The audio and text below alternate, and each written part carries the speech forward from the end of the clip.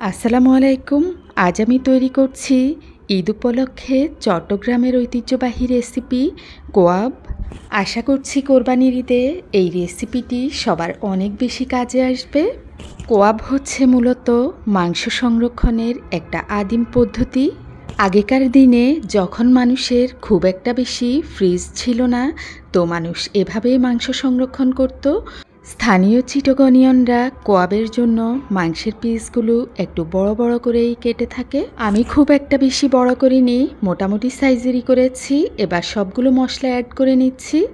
দিয়ে দিয়েছি পেঁয়াজ, হলুদ, মরিচ, ধনিয়া, জিরা, আদা, রসুন, পেঁয়াজ বাটা, লবণ, গরম মশলা পাউডার। দিচ্ছি গোটা গরম মশলা, এতে রয়েছে লং, এলাচ, দারুচিনি, গোলমরিচ, তেজপাতা। দিয়ে দিচ্ছি সরিষার তেল। এখানে আমি 1.5 কেজির মতো মাংস নিয়েছি।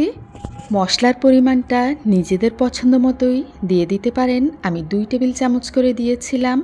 বেশিরভাগ মশলাগুলোই খুব ভালো মতো মেখে নিচ্ছি। চুলায় বসানোর সময় আর কোনো তেল দিব না আমি, যেহেতু মাংসগুলোকে আমি একদম শেষের দিকে ভেজে নিব ডুবো তেলে। স্থানীয় চিটাগনিয়ানরা কোয়াব তৈরি করে বিদেশিদের জন্য পাঠায় এবং বেশ কয়েক মাস ধরে সংরক্ষণ করে রাখে। কোয়াব তৈরি করে কোরবানির মাংস আপনারা সবাইও আপনাদের আপনজনদের জন্য বিদেশে পাঠাতে পারেন বা সংরক্ষণ করে রাখতে পারেন, যাতে তারা এসে খেতে পারে। মাংসটা চুলায় বসিয়ে দেওয়ার পর আমি শুধুমাত্র বাটি ধোয়া পানি দিয়েছিলাম। এতেই মাংস অনেকটাই গলে গিয়েছে। মাংস থেকেও প্রচুর পরিমাণে পানি বের হয়েছিল।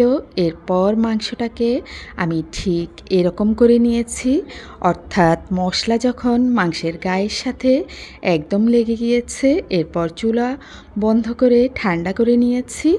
মাংসটা একদম গলে গিয়েছে। ঠান্ডা করে নেওয়া এই মাংসটাকে এবার তেলে ভেজে নিব। তেলের পরিমাণটা যার যার পছন্দ মতো দিতে পারেন। খুব ভালো মতো যখন মাংসটা লালচে কালারের হয়ে যাবে, আমি ঠিক সেই মুহূর্তে নামিয়ে নিব। চুলার হিট রাখতে হবে অবশ্যই মিডিয়ামে, বা মিডিয়াম থেকেও কিছুটা বেশি। চুলা লোতে রাখা যাবে না, এতে করে মাংসটা খুব বেশি ড্রাই হয়ে যাবে। তো এবার আমি কোয়াবটা আরও কিছুটা কালচে করে ভেজে নিয়েছি। এবার একটা সার্ভিং বলে ঢেলে নিচ্ছি। কোয়াবের এই রেসিপিটি আমি আমার অন্য পেজেও এর আগে শেয়ার করেছিলাম এবং ইউটিউবে আমার কোয়াবের রেসিপিটি ভাইরাল হয়েছিল। সেখানে আমি মাংসের পিসগুলো আরও বেশ খানিকটা বড় সাইজের করেছিলাম এবং ডুবো তেলে ভেজেছিলাম। স্থানীয় চিটাগনিয়ানরা গরুর চর্বি এবং তেল দুটো মিলিয়ে এই মাংসটা ভেজে ওই চর্বিটা বা তেলটাতেই বসিয়ে রাখে।